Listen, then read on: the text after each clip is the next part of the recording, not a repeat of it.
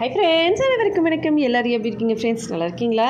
பொதுவாகவே குழந்தைங்க ரொம்ப அதிகமாக பெட்லேயே யூரின் போயிடுவாங்க தூக்கத்தில். ஒரு சில குழந்தைங்க கொஞ்சம் பெருசாகிற வரைக்குமே போயிட்டே தான் இருப்பாங்க.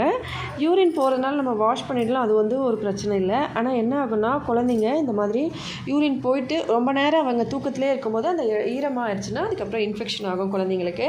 அந்த மாதிரி வராமல் இருக்கிறதுக்கு கொஞ்சமாக ஓமம் பவுடர் பண்ணி வச்சுக்கோங்க. குழந்தைங்களுக்கு தூங்குறதுக்கு முன்னாடி கொஞ்சமாக ஓமம் கொடுங்க. ஜஸ்ட்டு ஒரு 2 சிட்டிக்கு போல் உங்களுக்கு சாப்பிட கொடுங்க.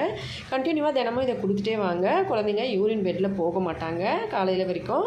அதே போல் தூங்குறதுக்கு முன்னாடி யூரின் போக வச்சுட்டு அதுக்கப்புறமா தூங்க வைங்க.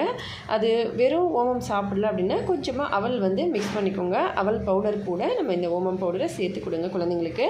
வீடியோ பிடிச்சிருந்தா மறக்காமல் லைக் பண்ணி, ஷேர் பண்ணி, சப்ஸ்கிரைப் பண்ணுங்கள். ஹெல்த்தியாக சாப்பிட்டு சந்தோஷமாக சேஃபாகவும் பத்திரமா வருங்க. அடுத்த வீடியோவில் பார்க்கலாம் ஃப்ரெண்ட்ஸ். நன்றி, வணக்கம்.